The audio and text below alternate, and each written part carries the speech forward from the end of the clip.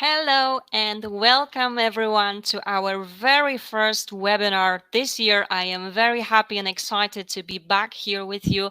I'm your host, Caroline, and I believe I do see some familiar names at least. So welcome back for sure. Thank you so much for joining us already. And we are definitely very, very happy and excited to be able to start our IVF webinar sessions. As you know, there will be plenty of webinars coming up. So we will start today with Sandra Greenbank. You can see her right here. Hi, Sandra. How are you feeling Hi, tonight? good. Yeah, how are you? Very good. Very happy that you are our first presenter this year. So thank you so much already as well for joining us and for presenting. Well, this is definitely an interesting topic, which is nutrition for fertility. And as always, of course, we will start with Sandra's presentation on this particular topic. She has some tips for you, I am sure, here. And after the presentation, there will be a Q&A session. So all you need to do is just type the questions in and Sandra will answer them for you one by one, of course, after the presentation. And this is being recorded, so if anyone will need to leave earlier or anything like this, don't worry, you will be able to watch this as we will publish this on our site, myivfnss.com, and also we will do it tomorrow. So stay tuned. And I also want to mention that, as you can see, my IVF ancestors is now a part of European Fertility Society that has been created actually last year in December. So we definitely are here to help you out, to educate you, but also to support you. So we are definitely very, very happy that you are here with us tonight. And I do believe it's going to be very useful for you. So, well, don't hesitate. If you have anything that you would like to ask, go ahead and do it. And there's, I guess, nothing else to add. Okay. So I will go ahead and, well, Sandra, ready to start with your presentation? Yeah, Because I'm ready. perfect. Thank you so much for that. And well, so here's Sandra. She has some things to say to you, but first, let me show you. Sandra is right here. Well, Here I am. Um, Need to get to the hairdressers as soon as they open again. How do I get my slides up? Are you yes, gonna of course. begin? Okay. Sorry, of course, right here. So your slides are right here, Oh, and this is it. Of there we course. go. Thank you so much, Thank you. and go ahead. Thank you so much for that lovely introduction. So, I've got quite a lot to go through today, and as a nutritional therapist who is focusing on fertility. Of course, is going to be mostly about food today. And so, yeah, so I'm here to talk to you about the role of nutrition for optimum fertility. So let me see if I can work out how to change the slides. Here we go. So just a really quick introduction to me. So I'm a nutritionist, I'm a coach, and I'm also an educator. So I run a training program for other nutritionists who want to learn how to specialize in fertility nutrition. I've been doing this for the last 12 years. I've studied at the Institute for Optimum Nutrition in London and also at the Institute for Functional Medicine in the US. And I founded the Fertility Nutrition Centre Limited, which is a place to go to find science-backed information about fertility nutrition and lifestyle strategies to improve your fertility, and also find a directory of properly qualified nutritionists who have trained in fertility specifically to help support you on your journey. And at the end, I'll just give you some details of how to get in touch. But that's me. If you're wondering where my accent's from, I'm half Swedish, half Italian. I live in the UK. I've been here for over 20 years. So got maybe a slightly funny accent. People always ask me stuff like I should say. But I live in Hertfordshire, which is just outside London, with my family. I've got 3 children. And yeah, that's me. So let's start. So putting it all into context then, in terms of the prevalence of infertility, or I don't like to call it infertility, I like to call it subfertility, because most people are not infertile, they're just a little bit less fertile than they would like to be. And what we want to do is boost them into the fertile range. But the number of people that this is affecting could be up to about 15%, particularly in industrialized nations. And 1 in 4 pregnancies sadly does end in miscarriage as well. So it's quite common, and I'm assuming that you're here because it's affecting you. But if you're if you're somebody who hasn't been affected, then know that there are people in your friendship circles and work circles and your friends and family who are suffering, but it's possibly suffering in silence. So I'm here to talk about the factors that actually you have the power to change or to modify or to affect. And those are your nutrition, your weight management, exercise, your stress levels and stress coping mechanisms, smoking, drug use, medications, alcohol, caffeine, and environmental exposure. So those are the main kind of areas that we would look at where you actually have the power to make a big difference.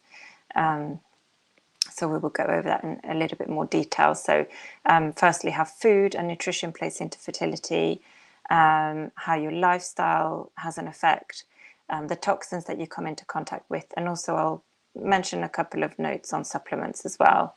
So those are the main pillars that a fertility nutritionist would touch on with you as they get working with you. So a lot of people come to me and they say, well, I have a balanced diet. I eat quite well. But to be honest, nobody really knows what a balanced diet actually means. And also it's kind of a bit of a myth, because if you look at the research, only a third of men and women are actually getting even the 5-a-day fruit and vegetable target that is the official guideline in the UK anywhere. So depending on where you are, the guidelines may be different. But actually, I try to aim a little bit higher than 5 a day. So, as much as people tend to sort of think they have a fairly healthy diet, there is often room for improvement. And I would say, that applies to myself as well.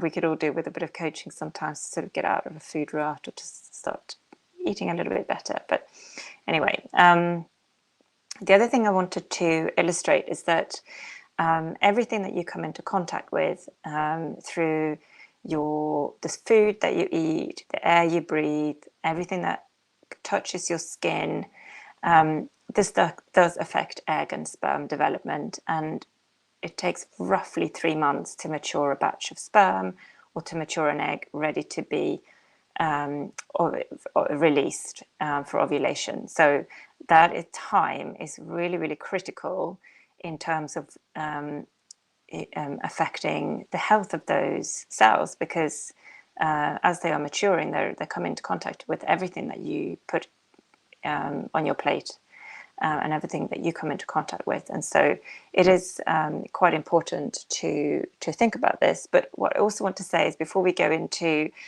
the main part of the presentation, is that none of this is made to make you feel bad. If you're not doing everything that we're going to go through today, that's not to say that any of this is your fault. We all do as well as we can with the information that we happen to have. And it's not about doing everything perfectly and having the perfect fertility diet and having the perfect lifestyle and having no toxins in your life, because that's not possible. And also, we have to live our life as well. But it's about thinking about little things that we can start to put into practice. That's, all little by little, all of those things will add up to potentially having quite a big effect. So I just want to preface by saying that. So please don't feel overwhelmed if this is all new to you and you're finding that you're not doing what you're supposed to be doing. Right, okay, let me see. Let's change the slide. So so everybody always asks me, what's the best diet for fertility? Should I go keto? Should I go low carb? What should I do? And there's obviously lots and lots of information out there.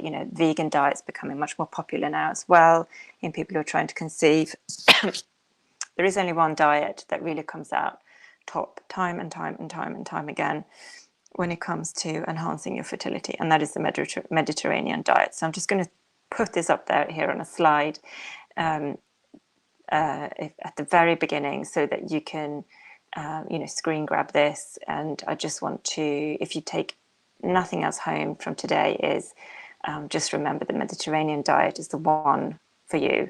And as you can see here, I like this particular one that I picked out, which is actually having, at the very base of this, is having connection, it's having fun, it's movement, relationships and sport. And this is the lifestyle, and this is our emotions, and actually this all plays into our wellness as well. And then the main bulk of your diet should be made up of lots and lots and lots of colourful fruit and vegetables. So the importance here is colours, all of the different colours: red, orange, green, purple, white, yellow. I'm sure I missed some, but the importance of the eating a rainbow is actually that each of those colours represent a set of nutrients, a set of polyphenols, antioxidants. And so if you know that you've eaten every colour every day, you've covered a large range of nutrients or types of nutrients, which are all very beneficial for your health, for the feeding your friendly bacteria, your gut microbes, which are again helping to balance your hormones and your moods. And we've got here some bread as well, which is representing the whole grains. So it's really important to ideally look at having plenty of fiber in your diet, and they should come from whole grains. And what that means is that the grains have not been refined, so you're not eating white pasta, white bread. It's the brown, it's the the kernels, or as close to how it's found in nature as possible. We've got nuts here as well, which is incredibly supportive for fertility, especially for male fertility. They contain lots of minerals and healthy fats that are very good for us. And of course, olive oil. So olive oil is very, very important for heart health. Anything that's good for your heart is going to be good for your fertility. Supporting your circulation. It's also high in some very very healthy antioxidants as well. And so I would say, if you can include about 4 tablespoons of really healthy, really good quality olive oil every day, ideally raw, so drizzled onto food after you've cooked the food, to make sure that it keeps all the beneficial compounds. That's a very good idea. It's a great investment to get a really good olive oil, ideally organic. And then you've got your herbs as well, which again is very supportive. All of the dark green leafy vegetables are very, very supportive because they contain folate, which we'll talk about in a second. But again, including those herbs and things that you would sprinkle on top of your food, again, is very, very supportive for fertility. And then the next step up, we've got our seafood. And so fish is very popular in the Mediterranean, and that is actually forming the main part of the sort of protein intake. That provides iodine as well, which is important for thyroid function, which is absolutely critical for healthy fertility for both men and women. And then up here, we're looking at eggs, which are incredibly supportive for fertility. A little bit of dairy, but not an enormous amount, and some poultry as well. And as you can see at the very top, we've got the red meat and the sweets, which does have a place in a healthy diet, but just keeping to the smaller portions, perhaps once a week, something like that. And outside of the triangle, we've got water, which is again crucial to help lubricate all of everything. Everything in your entire body depends on enough hydration, really, to be able to transport toxins away and to lubricate your joints and your fluids as well. So that's really, really important to not get dehydrated. And a little bit of wine is okay. 1 or 2 glasses a month, I would say that's probably about right.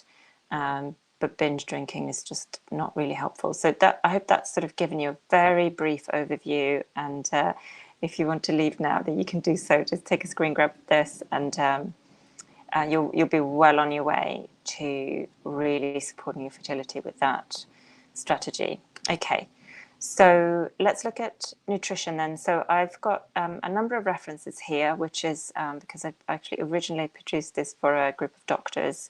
And so if you wanted to look up any information, you can just go to these links, and the studies are there to support what I'm telling you here in this presentation. But for male fertility, when it comes to nutrition, we're looking at, as I've already said, plenty of carbohydrates that should be whole grains. Fiber is really important. I think fiber is the forgotten part at the moment of our nutrition, because everyone's focusing on healthy fats, which is brilliant, because we sort of, for years, we were so afraid of fats. Fats are kind of coming back into fashion now, and it's brilliant because it's so important for our cell membranes to have proper fat, but also the fiber is really important for our gut function, and to actually help clear out all the hormones that we don't need anymore. Folate as well. So the folate-rich foods here, you've got the green, dark green leafy vegetables, and lycopene as well. So lycopene comes from red foods, so tomatoes and watermelon, for example, is high in lycopene. And actually, if you cook tomatoes, if you have a tomato sauce, for example, that's actually increases the lycopene content, and we know that's really, really helpful for male prostate health and for male fertility. So tomato-based sauces are a brilliant way to get antioxidants in as well. The one thing that we are trying to avoid with all of our clients is oxidative stress, and what that means is damaging free radicals that are kind of running riot inside the body and damaging cell membranes, because the uncontrolled oxidative stress or uncontrolled oxidative species, which are, if you've got too many of them, that will damage sperm proteins and the lipids and the DNA within the sperm that's actually passed on to the egg that actually fertilizes the egg. So we really don't want any of that damage to be happening. And our kind of protection mechanism against the oxidative stress is antioxidants. As you can hear from the name, it makes sense. So we're looking at vitamin C, vitamin E, selenium, all of those different antioxidants that comes from all of those colorful foods. They help counteract oxidative stress and actually help improve semen quality. And as you can see, there's an enormous amount of studies and data to support that. And the other thing about oxidative stress is actually can come from obviously the environment, non-organic food, pollution, environmental pollution, which we can't really get away from, but we can start to reduce our exposure. It can also come from over-exercising. So for somebody who's an elite athlete or somebody who is exercising at a very high level, or if somebody's a keen cyclist or runner and they're kind of out on busy roads a lot, that's also going to increase their oxidative stress. Or actually somebody who's on, perhaps they drive a lot for work, or they're in traffic a lot, or they have a chemical-based job. Those are the people who actually really need to start to focus on trying to reduce their exposure and also increasing their antioxidant intake significantly. And I would rather this didn't come from a pill. I'd like for this to come from food. You could, perhaps get some blueberries or even have some powders. There are lots of powders that you can add to a smoothie, for example, or just eat berries and fruit and vegetables as much as you can, and this is really going to start to support you, and also the nuts as well. So if any men are here and listening, I hope that's hammered home the need for eating plenty of fruit and vegetables. For female fertility, our diet does affect our hormones. It affects the levels of inflammation and ovulation. So inflammation, actually, we know that high inflammation in the pelvic region or in pelvic cavity, or in the fluid surrounding the pelvic organs, is correlated with poor fertility outcomes. So what we're trying to do with our diet and our lifestyle is to lower our inflammation. And just something simple as eating healthy fats can help lower inflammation. So making sure you're getting enough omega-3, for example, which we get from fish, oily fish, and walnuts. Those are anti-inflammatory fats. And trans fats are the ones to avoid because they are the inflammatory fats. So trans fats are fats that have actually been altered in some way. So fats can become altered if you heat them to a high heat, or if you're buying packaged foods that are shelf stable. So if you go into a shop and you're buying kind of cakes and biscuits and things that are designed or produced to sit on a shelf for a very long time, not without going off, they will contain unhealthy fats, hydrogenated fats or trans fats. Those are the ones that we're trying to avoid. So actually, something simple that you can do is actually just to start cooking a little bit more food yourself if you're somebody that tends to eat packaged foods quite a lot. So and also there are several studies that look at scoring different parts of your diet. So different areas of your diet gets a different score depending on what they look like. So women with higher fertility diet scores, they have lower rates of infertility relating to ovulation issues. So what we want is the healthy fats. We're looking at olive oils, nuts, avocados, oily fish, those kind of fats. They also have a greater proportion of vegetarian over animal protein, so not an enormous amount of protein. Fish and eggs, some vegetarians eat them, some vegetarians don't, but those are potentially better than the kind of the red meats or even poultry.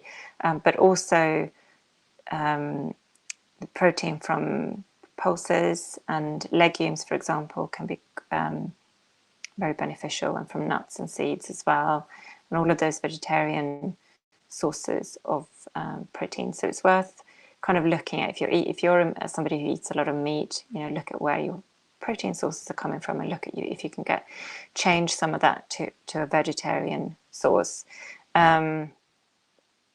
Interestingly, high fat dairy is more beneficial than low fat dairy, and personally I believe that we should eat foods as they're found in nature.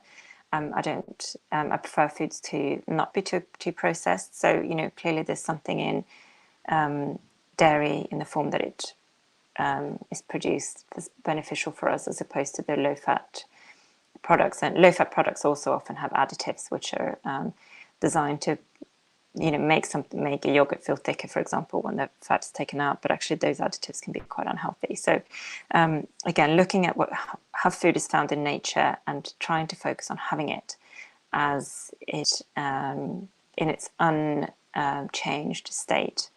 And also a decreased glycemic load is important, which is again focusing on not having the white, sticky, fluffy, sugary foods, the highly refined flours, but actually having the whole grains more. That kind of lowers your glycemic load, and that actually helps lower your inflammation. So again, it's all coming back to what I was talking about in the very first slide with the Mediterranean diet. But this is just a few things to illustrate that. When it comes to weight, so weight is something that, of course, people do approach us for support because weight is related often, but not always, to your diet and your exercise levels, which is exactly what we help people improve. It can, problems losing weight can also be down to hormonal problems like thyroid issues or PCOS, for example, which again, those are things that we support people with to kind of try and balance out their hormones so that everything else can start to function a little bit better. But the issue with male fertility and weight is that actually and female fertility is that when we are overweight, this actually increases the inflammatory load on the body, and the adipose tissue, so the tissue where the fat is stored, is called adipose tissue. This actually becomes a metabolic organ of its own and actually begins to produce hormones and to alter our hormonal balance in the body. So by losing a little bit of weight, actually we can start to improve our fertility really quite quickly, actually. And obese men are 3 times more likely to have reduced semen quality compared with men of a normal weight. And they also have been found to have increased DNA damage in sperm, which can be associated with problems conceiving and also problems with staying pregnant. And so what we want to do is have this kind of slow and safe weight loss as opposed to crash dieting. I'm not a believer in crash dieting at all. But part of the problem actually is that, when we have a male who has a high BMI, it just tends to actually mean that they also have the testicles just end up being kept warmer than they should, and that is part of the reason why, and also, like I mentioned, the inflammation. So little changes, and it doesn't take an enormous amount to start making a change. For women as well, being too slim is also not particularly helpful. When we start to edge closer to sort of 18, 19, that's when ovulation can start to become affected, because the brain is kind of listening to what's going on in the body and is thinking, we haven't quite got enough here to support a pregnancy, so I'm going to down-regulate fertility. We're going to down-regulate ovulation for now because, we may be starving and we have to conserve our energy. So sometimes, if for those who have struggled to put weight on, we need to support them to actually increase their weight a little bit. A high BMI. Generally IVF clinics, at least in the UK, won't take women who have a higher BMI than 30 because of the added risks and lower success rates as well. So it's worth working with a nutritional therapist to really lose weight quickly, safely and slowly, but also whilst improving nutrition at the same time. And I'd like to work with somebody for 3 to 6 months, ideally in the run-up to an IVF cycle or before they start to try, to really optimize their chances. Okay, where's my slide? Okay, so exercise, I've already mentioned that actually men who are physically active have better sperm quality than those who are not. But also those who play a competitive sport or are elite athletes have poorer sperm parameters than those who are moderately physically active. So that this tells us that actually over-exercising is not healthy, but nor is under-exercising. So and if you can walk a minimum of 30 minutes a day, that would be the absolute minimum. We need movement. For sure. We don't want to be cycling for too much either. That's not particularly helpful. And for women, again, physical activity is really, really important. We need to move. We need to get our blood circulating. We need to get everything moving so that the toxin can be removed. The nutrients can be delivered properly to where they need to be. But we don't want to over-exercise because, again, the brain's going, we may be running away from a dangerous animal. We may be, in a bad place at the moment. This is not a good time to have a baby. So therefore, we're going to down-regulate ovulation to sort of prevent. So in many cases, actually, when there's an ovulatory problem in women, your body's doing what it's supposed to be doing. If you are also over-exercising and potentially undernourished, your body does what it should do.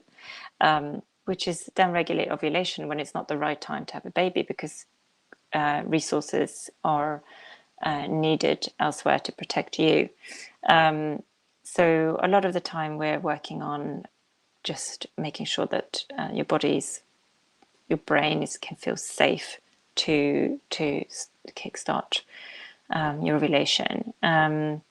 So 4 hours or more of cardio per week correlates with decreased fertility. So 4 hours is quite a lot for a lot of people, but if you're somebody who loves going to the gym, you may need to look at other forms of exercise, like a gentle yoga or Pilates or walking.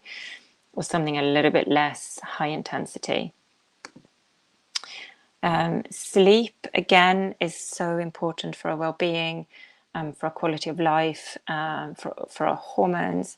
And we know that when we sleep, our levels of melatonin are raised, and your ovaries love melatonin. Melatonin is an anti-inflammatory hormone. And when we are skimping on sleep, we're staying up late, we're, on our phones late at night in bed, this is affecting this lowers our melatonin levels. And as you can see, I've got my blue light blocking glasses on tonight because it's late where I am. And the blue light from a screen, from your phones or from a TV or from a computer, it hits the back of your retina in the eye, and it tells the brain that it's daylight. And this raises cortisol, which is our wake-up hormone, and cortisol and melatonin go like this. So if your cortisol is high, your melatonin will be down. So what you want to do is encourage your melatonin by having a good kind of bedtime routine, avoiding screens or using blue light blockers, for example, a couple of hours before going to bed if you can't avoid your screens. And this should help regulate your melatonin. Having a regular daily rhythm, so not sleeping in till midday on a weekend, for example, that can also help regulate your daily rhythm. And this is particularly important actually for you if you've got PCOS or a diagnosis of something like PCOS.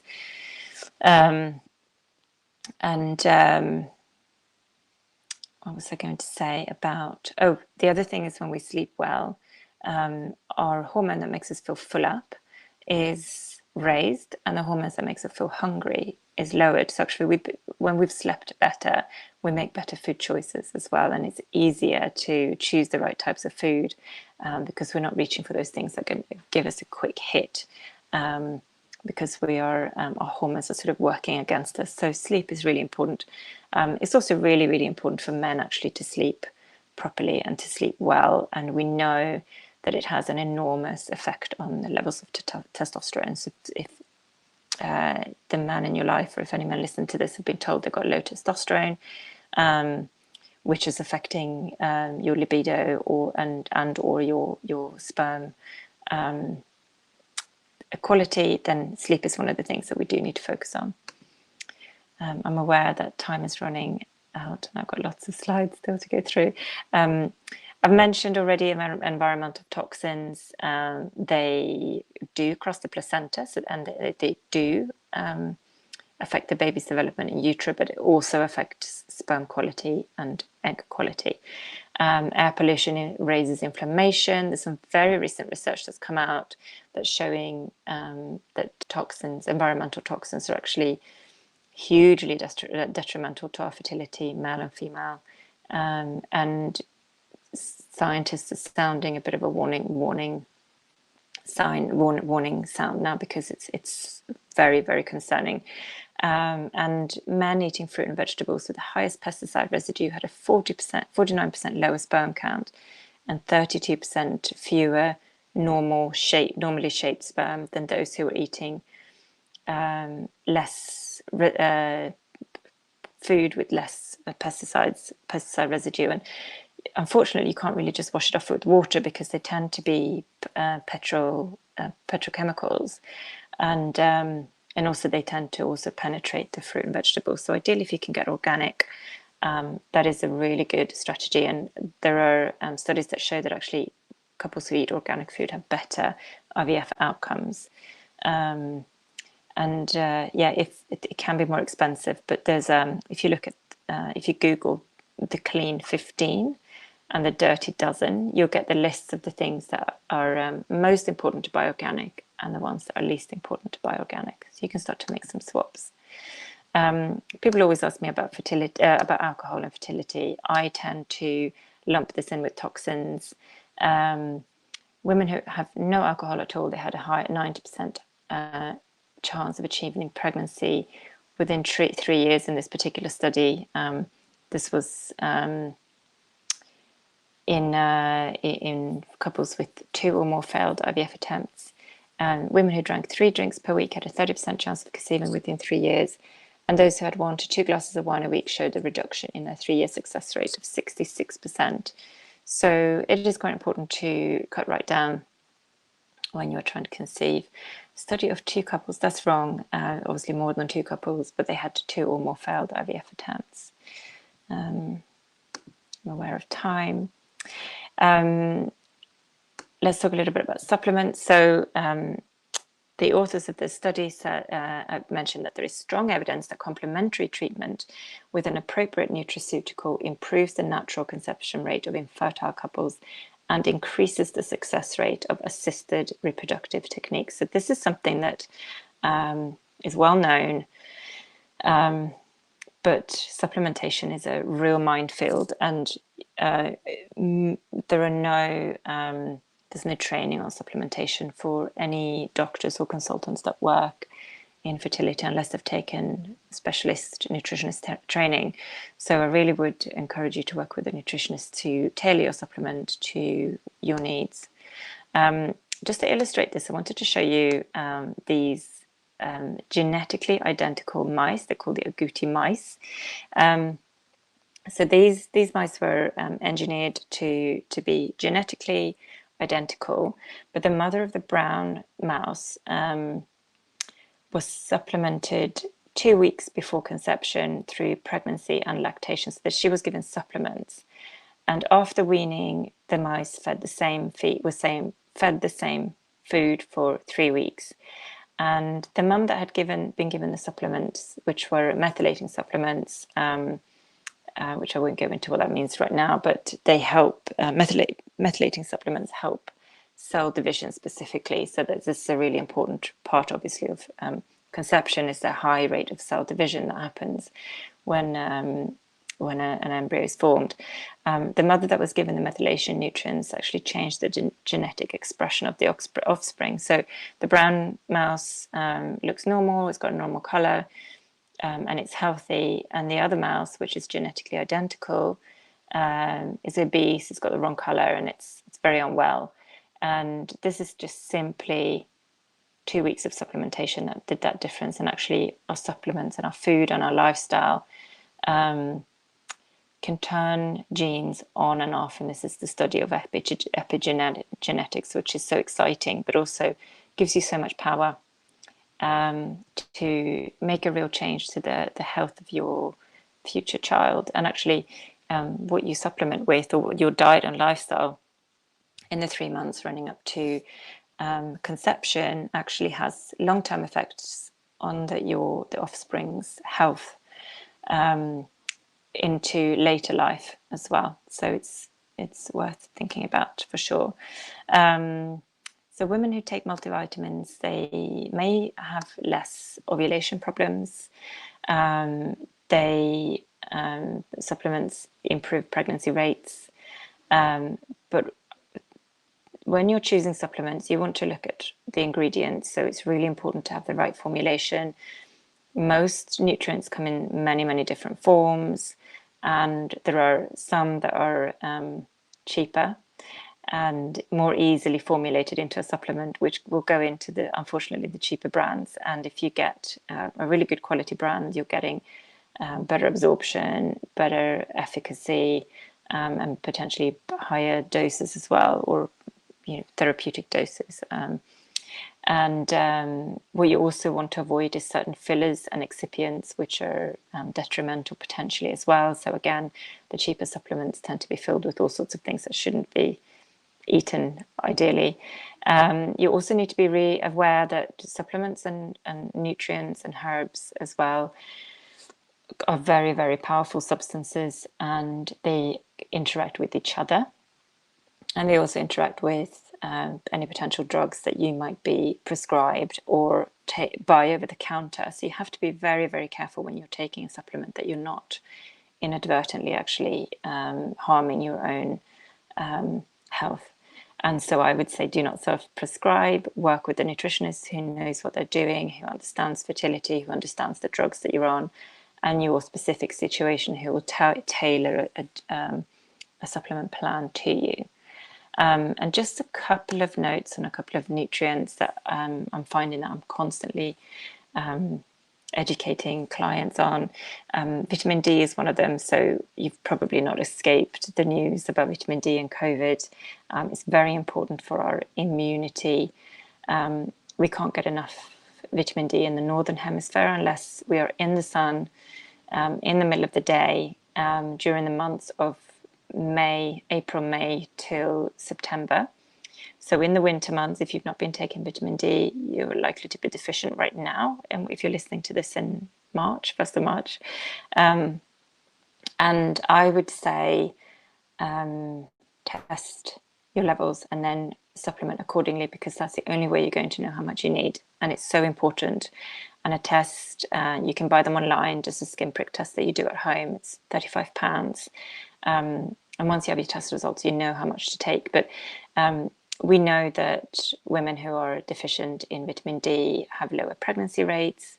They have immune problems, and obviously we need our immune system to function properly to allow a pregnancy to progress. Female mice which are deficient in vitamin D actually makes them infertile. It's important for the health of your endometrium, and so many other things which I didn't have enough space on this slide for, but it's just so important to have enough vitamin D, and that's for both partners as well, not just for the women. And a word on folate as well. So most people know that folic acid is something that's recommended for 12 weeks before conception. A lot of women don't get enough, but it is really, really important. And unfortunately, there is folate deficiency is still rampant in the childbearing ages. So it's really important to take some folate for at least 3 months before you try to conceive. And this is because if you start taking it at the point of conception, it's too late, because your body and your baby will actually be taking it from your storage and not from what's currently coming in from the diet. So the 12 weeks is a really important thing to remember. And most good quality prenatal supplements will have 400 micrograms of folate in it. And so I would recommend a multivitamin with the folate for sure. Right, next slide. I've only got 3 left. So when it comes to preparing to conceive, I mean, it's my belief that everybody should prepare, not just those who have had trouble. And we know that this results in better outcomes. So looking at this particular study from 2010, we looked the researchers looked at various areas of fertility problems and problems also during pregnancy and birth. And following, so these couples were given preconception care by a qualified fertility nutritionist. And following this, there were no further miscarriages or perinatal deaths or malformations in this group, and the normal expectation would have been 70 miscarriages and 6 malformations in this particular size group. 8 to 9% of couples had a live birth. Live births to those previously quote unquote infertile was 81%, and the babies were healthy weights and everything. So this is the power of working with an expert to improve your fertility. And this is, whether you're trying naturally or whether you're having IVF, it applies anyway to both. So just a brief overview of what a fertility nutritionist actually does, apart from obviously we optimize your diet and lifestyle and environment and your supplementation, as we've talked about, but we also provide that gap between when you've been told that you have a problem and perhaps waiting for your IVF consultation. And I think it's important to use that time wisely. I think that it helps you as a couple to support each other if you can sort of nourish yourselves together, and it's something that actually empowers you, because it is something that you can do and it's not something that's just done to you. And preparing your body adequately for going into something as emotionally and physically hard as an IVF round is, it's actually, going to help you have a better experience, not necessarily just better outcomes, but actually, helping you feel better throughout this as well. We can help you ask the right questions and ask for more further testing if we believe that that's what's needed, or if there's something that we believe may have been missed by the medical professionals. We can help you get the care that you need or that you should have. We can also help refer to other professionals. We have large networks of acupuncturists, embryologists, endocrinologist, urologist, or anyist that you can think of. We know the right people, and we can help you get the right support. We do review your test results, and we recommend we have access to testing, which is not commonly used within a conventional setting as well. So we have other tests available to us. And we look for the root causes. So rather than kind of slapping a sticking plaster on and giving you some drugs to sort of override your body's own function, we go a step back and look at what we can balance, what we can optimize to actually help your body do what it should be doing and wants to do, and so that you ultimately can go into a pregnancy in a very healthy state.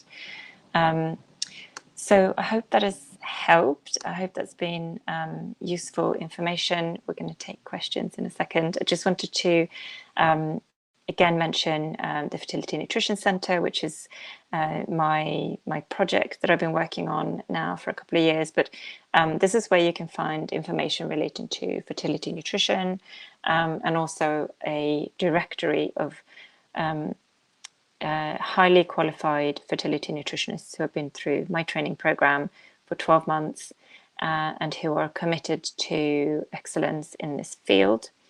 They all work online. They're available to work with you globally. So I would encourage you to take a look and get in touch with them for if you need support. So I hope that's been helpful. I'm going to hand over now to the organisers. Yes, excellent. Thank you so much, Sandra, for very interesting with lots and lots of information. Very useful for sure. Thanks a lot. I know that we could continue, and so of course we would. I know that you would be able to tell us even more. But as you all know, now it is time for your questions. And Sandra, I believe you do see that there are plenty of questions just had a for look, you as well. So, well, let's not waste time and let's go ahead with the very first question. And let me show you this right here. I am on and off FdSc shakes diets trying to lose weight for donor egg donation. I am exhausted and need help. Anything you can suggest? Okay, I don't know what a FdSc shake is. I'm thinking it's possibly something like a Slim Fast, something like that. So I'm really, unfortunately, not a fan of shakes. I think we need to, the act of chewing and sitting down and eating a meal, that's even just that part of is really important. Having a shake, having a drink doesn't really satisfy us mentally and emotionally. We do have a connection with what we eat, and you're trying to lose weight for donor egg donation. So I would work with a nutritionist who can really help you get that those whole foods back in your diet. And it's about helping you move properly. So walking is really a really good way to lose weight. Swimming, if possible, but also building a little bit of muscle can really help to kickstart weight loss, because that muscles use more energy. So when you're resting, you're still increasing your metabolic function. I would recommend that you also get a really good thyroid screen, not just the standard thyroid screen that your doctor will do. Will look at TSH and T4 without going into too much more kind of in depth about the thyroid, there are many other markers that we also need to look at to make sure that thyroid problem isn't playing into your problems losing weight and also PCOS. So it's about balancing your hormones to actually support your body to do what it wants to do, what it's supposed to be doing. Because I think that eating, having a diet of shakes and maybe over exercising is ultimately going to push your body into a state that where it's not going to be necessarily particularly happy, and it's increasing your stress levels. So I would recommend working with somebody who can really help support you to lose the weight safely and healthily as well. If that helps. All right. Wonderful. Thank you so much, Tina, for your very first question and for your suggestions as well. Thank you, Sandra. And let's have a look. Of course, plenty more questions are coming up. So the next one is, I think I have quite healthy diet, but how do I lose weight with hypothyroidism? Also, do you have any suggestions to boost metabolism? Yeah. Okay. So again, it's about not starving yourself. We need to eat properly because if we're starving ourselves, then our body will just immediately go, okay, let's downregulate everything. If you have hypothyroidism and you may be medicated, potentially, if your levels are all normal, there may be something else playing in. So again, having a proper full thyroid panel would probably be helpful. Also, could there be something else going on, such as PCOS connected to that? Boosting metabolism, it's about movement, moving and actually doing some weight training. And you don't have to buy weights or go to a gym. You can just do squats and, just as long as you're building some muscle, that should help as well. And excellent. Thank you once again, of course, for your question and your help with that.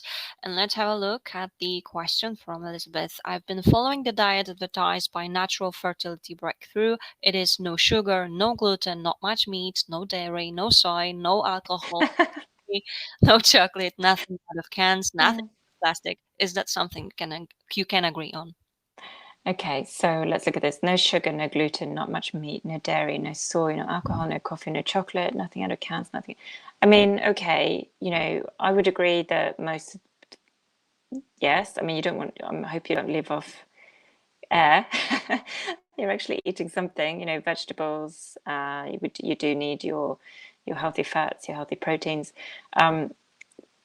I'm not a big fan of trying to have being perfect, because it's just incredibly stressful. Nobody can live out of, and not have anything that has touched any plastic ever. And, it's not really possible. I would say it's very individual. So no sugar. I mean, a little bit of sugar is fine, as long as you're not diabetic or having it every day. Gluten, some people do need to cut it out. Not everyone does. A little bit of meat is quite important because it does have nutrients in it that you can't get from vegetables or from vegetarian foods. So I wouldn't say cut meat out completely. Dairy, again, is very individual. Some people can tolerate it, some people can't. Tofu, actually, I mentioned vegetarian forms of protein actually have been shown to be quite beneficial. So soy, unless you're intolerant, I wouldn't avoid it necessarily, but I certainly wouldn't be having soy yogurts or soya milks, which are not the traditional way of having soy. I would say go for tofu for sure.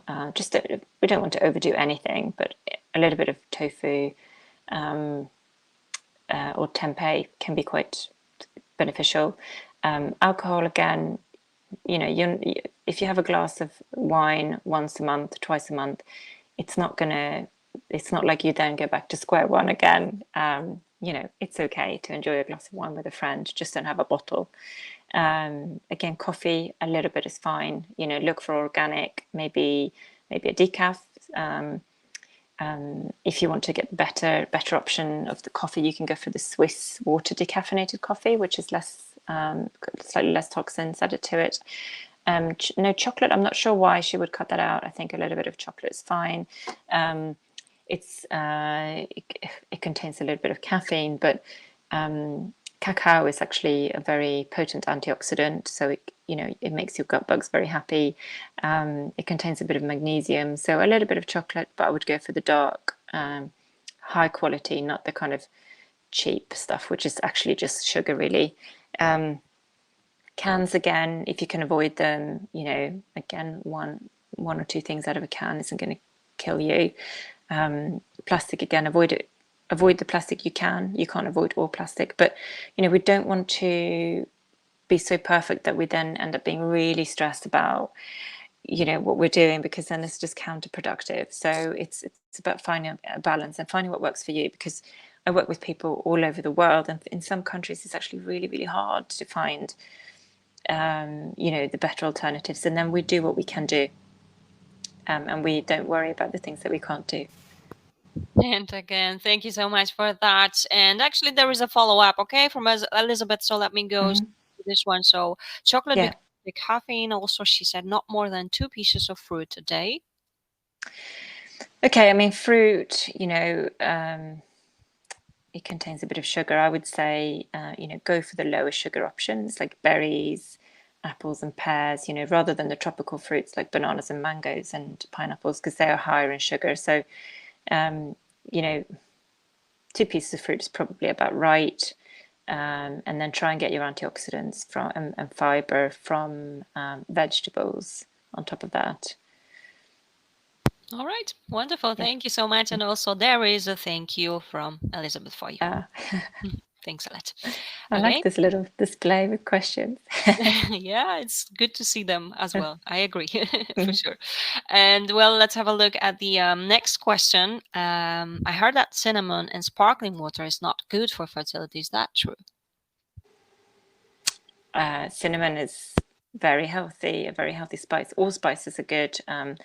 It makes our gut bugs very happy. Any spices and herbs that you can add to your foods is going to be beneficial. I've never heard of cinnamon being problematic. It can actually help to balance your blood sugar. So I certainly use it a lot. Sparkling water, I mean, it's better to drink still water, but again, if you have a glass of sparkling water once in a while, that's not going to be a problem. Canned sweet drinks or pop, or I don't know what you call them, pop in America. What do you call them in England? I've forgotten. Pepsi, Coke, that kind of thing is definitely detrimental, but sparkling water I wouldn't be terribly worried about. All right. Again, thank you so much for that. And there's another question when it comes to vegetarians, vegans. So let's have a look. I am a vegetarian, born that way to vegetarian parents. How do I get protein, fish oil? Okay, so it's trickier for sure. So you do need to look at your protein sources, your pulses, your legumes, nuts and seeds. Tofu, you are going to have to rely on those types of sources of protein. You can also get hemp protein powders, pea protein powders. I'm not a massive fan of protein powders, but if you've been told that you're not getting enough protein, maybe that's what you need to do. Fish oil, you can get vegetarian sources of fish oil now in supplement form, and trying to remember what they are called, brand name I can't remember right now, but there are 2 or 3 brands available now on the market of non-fish vegan fish oil products. All right, excellent. Thank you so much. And now we will go to the question about a vegan this time person. I've been vegan for a couple of decades. Is there anything I should be wary of? Do you have suggestions on what to have as important replacement for the top of that food pyramid? Okay. Vegan vegan diets are deficient in, or potentially deficient in many nutrients, which is specifically important for fertility. So we're looking at iodine, B12, potentially iron, calcium, there are, most of them you can get, or protein as well, most of them you can get from a vegan diet, but you have to be very, very, very specific about how you eat and what you eat in order to meet your needs. The other thing about vegan proteins is that the amino acids that make up those proteins, you do tend to be lacking a couple of the amino acids, and I think that unfortunately it's difficult. It's very difficult to get everything that you need before and during pregnancy as a vegan. There isn't really a food or a specific thing that you need to eat that's going to make up for the lack of what an omnivore would be getting from their diet. I would recommend that you work with a nutritional therapist who's specifically skilled in working with vegan diets. And you may need some testing actually to make sure that there isn't, like I said, some very important amino acids missing, B vitamins, iodine for your thyroid, and all of the other nutrients as well. So yeah, I would not be able to, you need personalized support if you're planning a vegan pregnancy.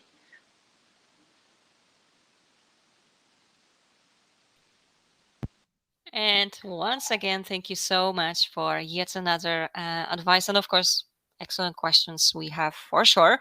And let's have a look at the next question from Elizabeth. Okay, it's definitely an interesting one. Would you still advise on fish now that we are constantly told not to eat due to poison seas in oceans and the growth of or toxic aquacultures? Yeah, this is a big problem. So this is why you're advised not to eat oily fish more than twice a week during pregnancy.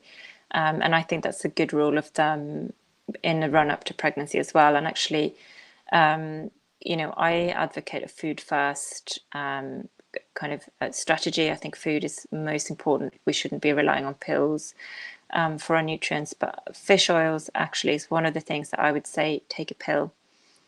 And don't try to get your need met through your diet by eating so much oily fish, because then you will end up with toxic levels of mercury and dioxins and all sorts of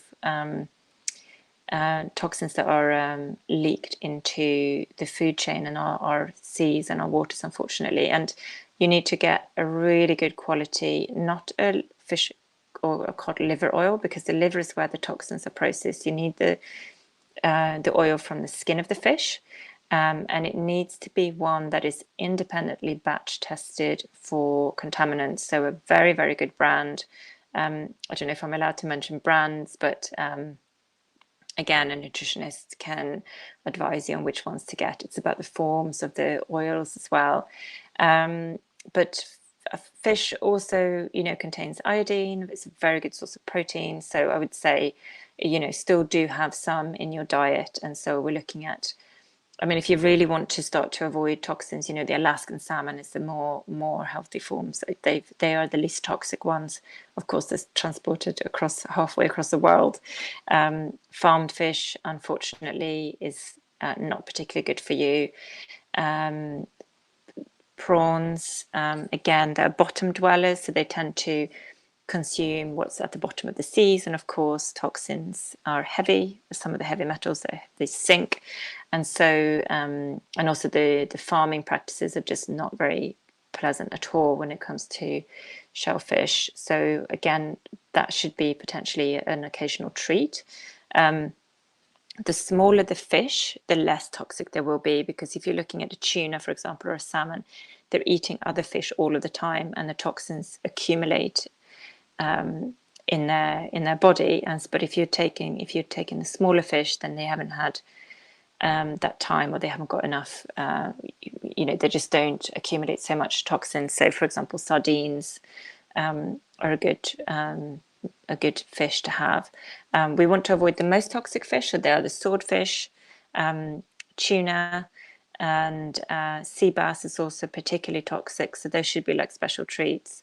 And it's a reality that we have to live with. It's a bit of a minefield out there, but omega-3 oils, fish oils are ones that I would recommend that you get a very, very good quality brand. And it is important to not be missing. And this is also going back to the question about vegan diets. Is another thing that's very, very commonly lacking in a vegan diet, because although you can get omega-3 from flax and from walnuts, we need the DHA form for healthy neurological development and brain development for the baby.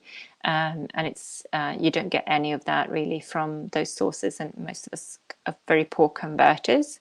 So it's about taking the DHA and the EPA in a pill. Unfortunately, I hate to say it, but that's true. So I hope that's helped. Definitely helpful. Thank you so much. It's good to know. And well, we definitely need to all remember that nowadays. Thank you so much for that. Another excellent question. All right, and let's have a look at the next question. Which food is best for low inflammation food for adenomyosis inflammation? How long should we be on an anti-inflammation diet before transfer? Okay, so again, it's the fish oils, the omega-3 oils, they're anti-inflammatory, avoiding the opposite of that, which is the saturated fats from red meat. You want to be having all of your antioxidants, all of the vegetables, lots and lots of colors, avoiding toxins as much as you can. How long should we be on it? I mean, 3 months if you can, 6 months, would be ideal, but, lots of people have less time than that. When it comes to adenomyosis, we can't pretend that we can remove any of that and any of this, just by changing our diet, but we can change pain levels potentially, and we can change that kind of the environment to help you improve, as you're saying here, the inflammation, but it's certainly not going to remove any scarring or anything like that. I'm a huge fan of womb massage as well. I think that can be very, very helpful to release adhesions and to really make sure that everything's flowing properly around the womb and the pelvic area. Avoiding environmental toxins is quite important, and also avoiding vaginal infections. So I didn't mention this in my presentation, but we tend to do a vaginal swab, looking at the community of bacteria and viruses in the vaginal tract, which tends to, what's in the vagina tends to track up further into the womb, but obviously we don't want to sort of disturb the womb if we don't have to. And the different types of bacteria can be beneficial or not. And so we then, after this test, we can start to improve the environment vaginally to actually, again, help lower any inflammatory pathways that may be going on there. Other things to include are things like herbs, spices, ginger, turmeric. Those are all anti-inflammatories, natural anti-inflammatories that you can start to incorporate in your food as well. So even though I said the Mediterranean diet, I like to sort of take elements from the Indian and sort of, and add them. They're very, very helpful as well with those sort of anti-inflammatory spices. And wonderful once more. Thank you so much. And let's have a look at the next question. So what would you recommend as a good vegetarian protein that's not soya? Okay, so I think I mentioned it before. We're looking at pulses, nuts and seeds, particularly hemp, particularly pea.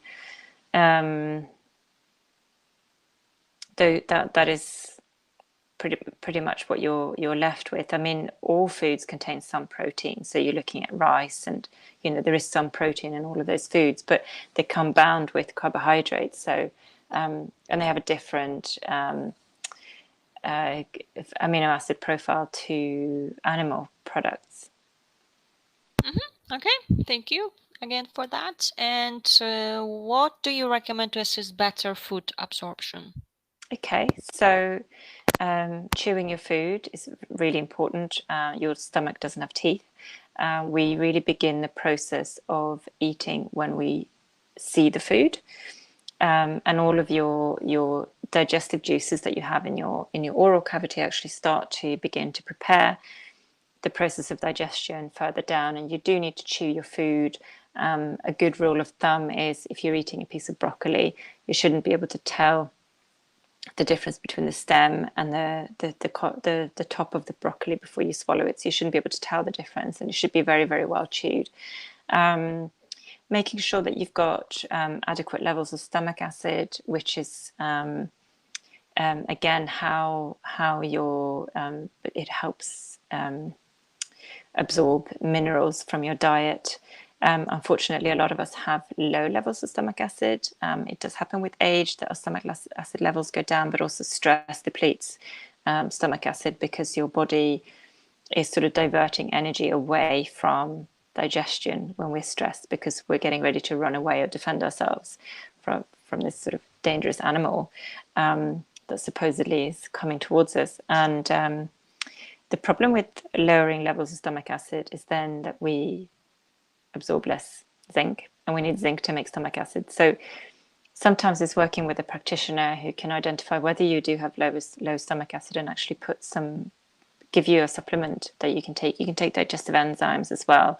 But digestion starts with sitting down and having a meal at a table, not at a screen, not reading your emails, and actually having that time, that special time, and focusing on food, lowering your stress levels, appreciating the food, and chewing it properly.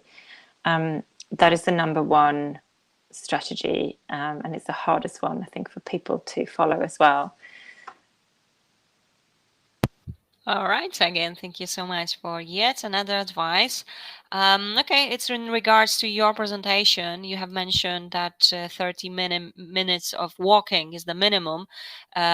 So Elizabeth has added 4 hours seems to be very little when it comes to, that's only just more than 30 minutes a day.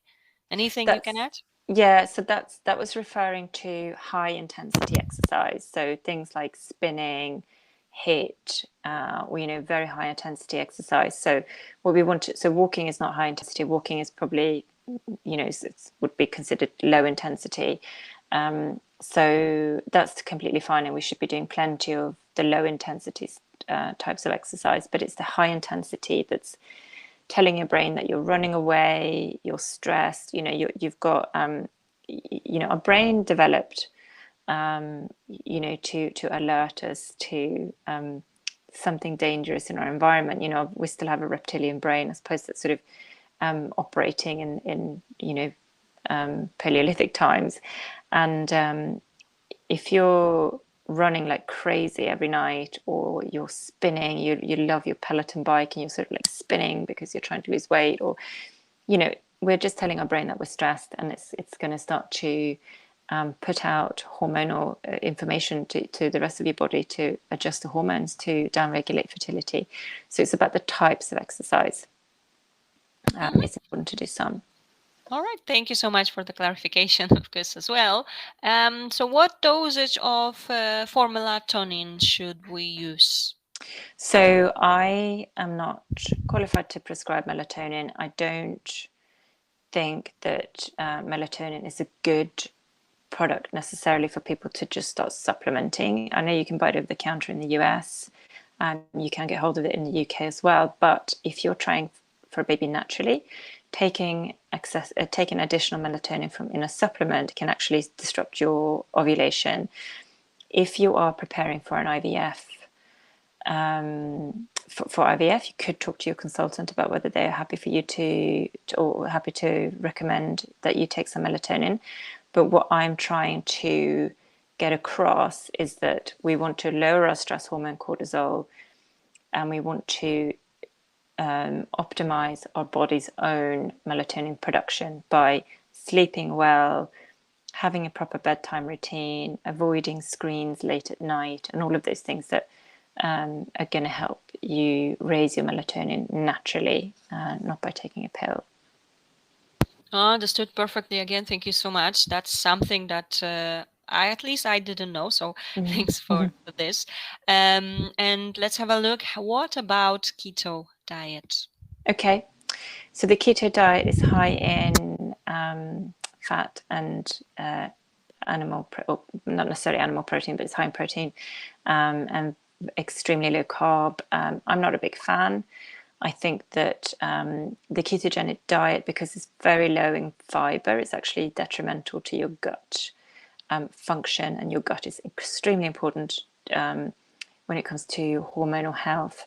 I think the keto diet can be very stressful as well. It's deficient in antioxidants, and it can be very disruptive to female hormones. It may have a place if you have PCOS and you've tried a low carbohydrate diet. It's not moving, it's not shifting for you.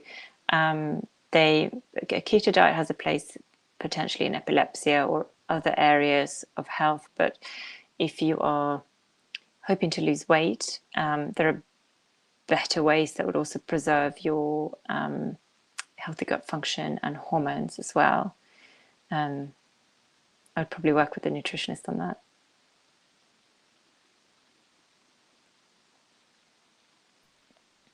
All right, again, excellent. Thank you so much for that as well. And what about folic acid? Is it possible to too much of it? I mean, it's a water soluble, so it's not like you can overdose like you would with vitamin A, vitamin D, vitamin E, those kind of fat soluble nutrients. I certainly would not recommend any mega doses unless you have been prescribed. It has been prescribed to you by a medical professional for some reason. I know there's a question about folate coming up. I saw it, so I'm not going to talk about that. Yeah, exactly. This is something that I've seen quite often. Yeah, this is an important question. So let me go straight to that one. So, sorry. So should folate be taken instead of folic acid?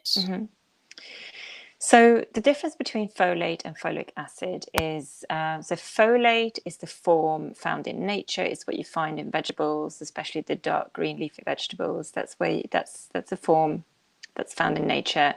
And folic acid is a synthetic version, so it's made in a lab. Folic acid has been shown in studies to help prevent birth defects.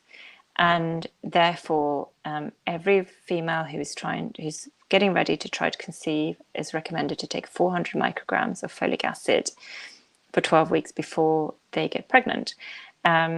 Since folic acid is a synthetic form, I'm not a huge fan. I believe that we should take food how your body recognizes it, because it's in its natural form. Also, depending on your genetic makeup, you may or may not be able to actually utilize the folic acid properly, because it requires an extra step of conversion before your body can actually absorb it. Your body can't use folic acid as it is. It has to change it first. And between 40 and 60% of the population actually have an alteration in their genetics, which means that they can't do this. And there are several, we call them SNPs. So you can have several different SNPs that affects your ability to use folic acid. And it's very, very common. I mean, I've got 2 of them myself.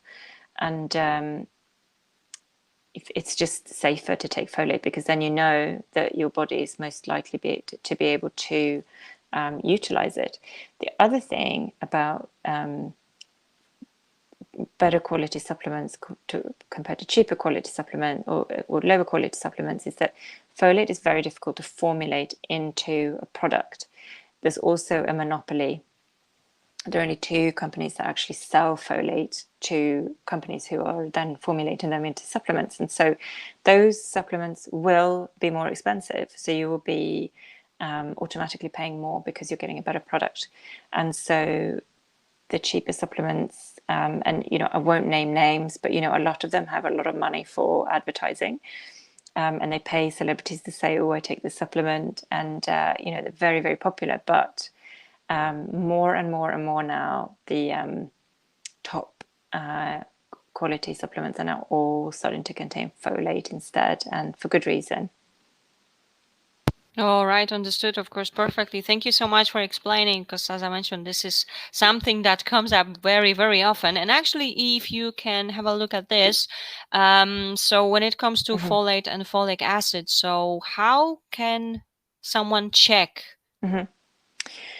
So yeah, your doctor won't have heard of this. It's not something that's in the kind of conventional realm yet. The SNPs is called an MTHFR SNP, and you can have a genetic test which will tell you exactly your genetic makeup. I use a lab called Life Code, and also a lab called Nordic. I don't know if they sell directly to the public. You might have to work with a nutritionist. I think you can also still go to 23andMe, but be aware that the results take absolutely forever to get back from them. And I believe they're all, yeah, so there are lots of genetic tests kits on the market. Some are better than others. But the markers you're looking for is MTHFR if you're going to buy one. Wonderful. Thank you for the explanation once again. Yeah. And for this one, let's have a look. Let's go back to the question here.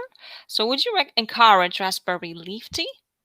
Towards the end of pregnancy to help tone the uterus. Yes, I probably wouldn't recommend it in preparation for pregnancy or in early pregnancy because there is a theoretical risk that it could lead to miscarriage because it tones the uterus to actually help it contract better. Okay. Once again, thank you. Next question is, so if I'm using an egg donor, how important is all this to me? And especially supplements I used to use when doing Okay. on egg IVF, so like ubiquinol, vitamin D, E, DHEA, L-carnitine, melatonin. Okay. So ubiquinol for egg health. It's also potent antioxidant. So you can take it if you can afford to. It's expensive, but it's not detrimental. Vitamin D is absolutely essential for everybody. Vitamin E helps mature your uterine lining. So if your uterine lining if you've ever had a problem with that, then vitamin E might be beneficial. DHEA is something that again, I'm not, it's a hormone, so we as nutritionists don't recommend those. Certainly lots of people should not be taking DHEA. It depends on, you need to have your your androgenic hormones tested before you take it. That's also used for egg health, so certainly no point taking it if you're using an egg donor. L-carnitine, probably not something that I would necessarily put in. Melatonin as well, that's for egg health, so you don't need to worry about that. I would say still for your health and for baby's health and development, omega-3 is still important, a multivitamin for sure. Yeah, so I would say, and that's just without knowing anything about you. Of course, you need to make sure that any drugs that you're taking are safe with the supplements that you're taking. All right. Again, thank you so much. And well, there are a few questions left. We will be slowly finishing. So if you have any questions left, this is your final call for them. Go ahead and type those in, and let's have a look at them. Next question here. Oh, actually, it's kind of important. Similar. Yeah. So whose nutrition is more important, the egg donor or egg recipient? So, I mean, this is a tricky one. I do sometimes work with the donor to prepare them for the harvesting of those eggs, and that is obviously for the 3 months in the run up or more. It's not necessarily that usual, though. I would say. So, if you don't have the ability to help them, then that or to affect their diet and supplements, then please don't worry about that. And usually egg donors are younger, which means that we do have a little bit more leeway when we're younger as well. And as we get older, unfortunately, that's when everything starts to go a bit, our body changes. And so, of course, the egg recipient, you're the one that's probably going through all the stress, and you're getting injected with lots of hormones, and you want to make sure that your inflammation levels are low and that your endometrium is healthy, but also that you're well nourished so that you can go through your pregnancy in a healthy state without becoming depleted in nutrients. So it's a difficult, I certainly wouldn't, I can't say which is more important, but it's important that you look after yourself. And if you do have the opportunity to perhaps get your donor to work with a nutritionist for a few months, that's only going to be positive, but please don't feel that that's somehow necessary for you to do that, because I think it's probably quite unusual. All right. Thanks again, of course, for this. And let's have a look at the next question. So what are your thoughts on frozen fruit and vegetables if we don't have access to good fresh food? Great. Yeah, frozen fruit and vegetables, they're generally frozen at the time of being picked. They're picked fresh, as opposed to picked 2 weeks before they're fresh, so that they can, or ripe, so that they can be survive transport and all sorts and get to the shops. So frozen fruit and vegetables can actually be higher in nutrients than what you find in fresh in the shops. So I have no problem with that at all. It's a great way to get extra nutrition in. All right, wonderful. Thank you once again for this clarification. And let's have a look at the next one. We are almost done with the questions. And here's the next one. I have followed the Mediterranean diet for a year, but 2 weeks before my frozen embryo transfer, I had to eat quarantine hotel food, which included some unhealthy traditional foods like white rice and red meat. Could this have been the reason for the implantation failure? Probably not. Probably very unlikely that 2 weeks of eating off plan is going to cause such a big effect. When we are changing our diet and lifestyle, it's about what we do most of the time that's going to make the most change. So unless you were eating something that you're actually intolerant to, or it made you sick, or you actually had some illness from eating contaminated food, then certainly I would expect the reason for that cycle not working probably to be something else. All right. Again, thank you so much. And now we will have a very short question. However, this is again a question that I've seen many, many times here, and it's about coffee. So how much coffee a day would you think is okay? It's very individual. Again, it comes down to your genetics. So without knowing your genetic makeup, I can't say. The studies are very, very variable. But I would say, for women, unfortunately, we get away with less than men. If you can, you have to do what you can do, what you can cope with, and what you can manage. And if a coffee a day is something that you need and you don't want to negotiate on, I'm sure there are other things that you can put in place that's going to be beneficial for you. I personally have bought smaller cups, so I've got like little cups at home, so I have a smaller amount. I still feel like I have a cup of coffee in the morning, but I have a much smaller amount. You can also, like I think I mentioned earlier, you might be able to swap to a decaffeinated version. It comes down to genetics, and if you know that you're somebody, so when you drink coffee, coffee has a 7-hour half-life, which means that after 7 hours, half of the caffeine that you got from your cup of coffee is still circulating in your system. Roughly, it depends a little bit on your genetics. But if you're somebody who can't sleep, if you've had a coffee at 2 o'clock in the afternoon, you're probably a slow metabolizer of coffee, so you're more likely to be affected than somebody who can have 3 cups of coffee after a night out and sleep all night without any problems. Also, if you get jittery or shaky, or you feel this effect from drinking coffee, you might want to think about cutting down a little bit. Coffee is actually high in antioxidants, is an antioxidant food, but it also has it's very high in pesticides potentially. So organic coffee, I think, is important. The other thing about coffee is that it generally contains something called aflatoxins, which is a type of mold that affects coffee beans.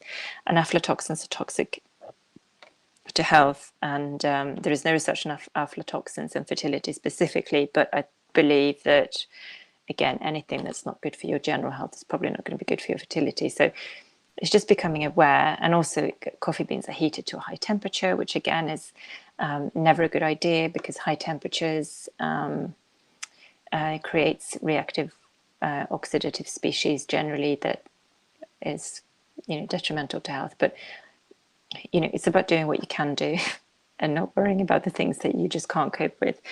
Perhaps you're somebody who doesn't drink, or you can eat extra antioxidants in the form of lots of fruit and vegetables, in which case coffee might not be a problem for you. All right. Thank you for this question for sure. And that's, a reassurance here as well. Okay, and let's have a look. More questions have shown here, but of course, let's have a look at this one. I suffer from thrush a lot. Could this be affecting implantation? What diet can I eat to avoid repeated infections? Okay. It can affect implantation. It affects the environment in your vagina, of course.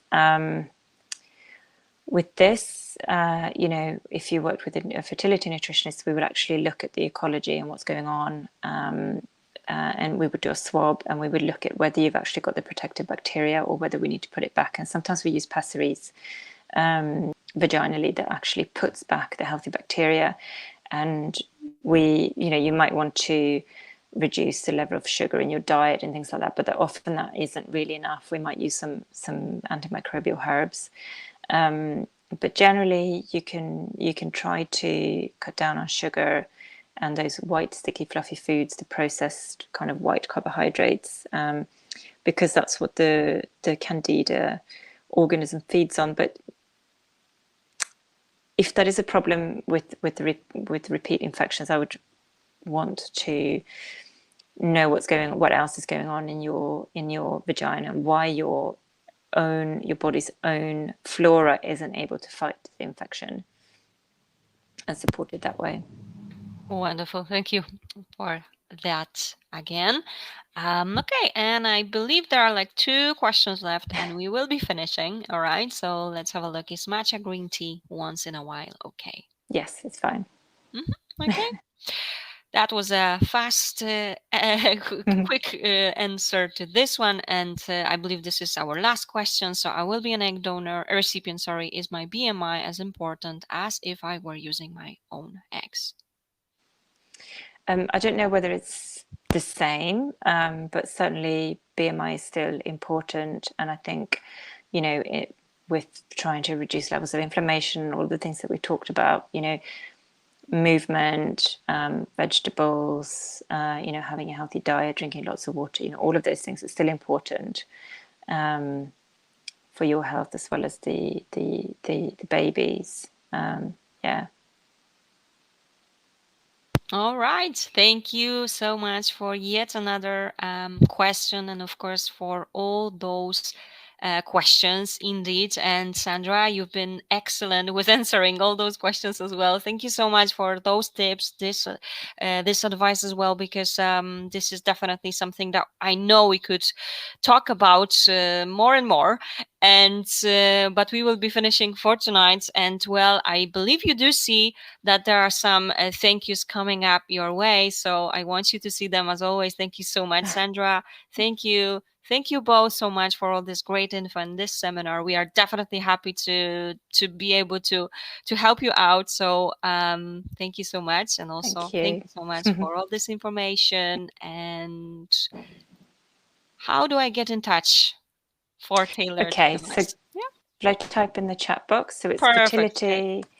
Fertility Nutrition Centre.org. Those practitioners who are listed there are all all trained by myself, and they're also supported in clinic by me. I'm not currently taking on clients myself because I'm focusing on training.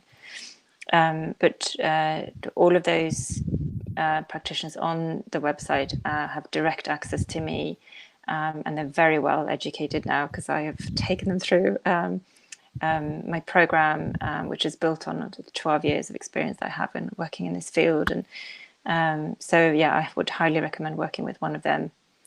I believe it's the only way of knowing that your nutritionist is actually trained in everything that they need to know for specifically to support somebody for fertility. So, yeah, do look them up. Wonderful to hear this as well. So thank you so much. And as Sandra mentioned, if you wish to get in touch, you can use this email, and I'm sure she and her team will be more than happy to help you out with. Well, this is definitely an important part when it comes to fertility. So don't hesitate. And of course, once again, Sandra, thank you so much for joining us tonight and for a wonderful presentation, for answering all those questions. It took us a while, but I do hope that you are satisfied, because we are definitely happy, and I definitely want to, well, I will wait for another webinar with you. That's all. Thank you. Thank you. For And having well, me. I also want to mention that this has been recorded, so you will be able to rewatch this if you go to My IVFenses, our YouTube channel and Facebook or Instagram. You know that there are previous, of course, webinars, but also, as you know, we will be back here tomorrow and day after tomorrow. So stay tuned. I do hope to see you tomorrow at 8 p.m. UK time. We will be back with yet another session.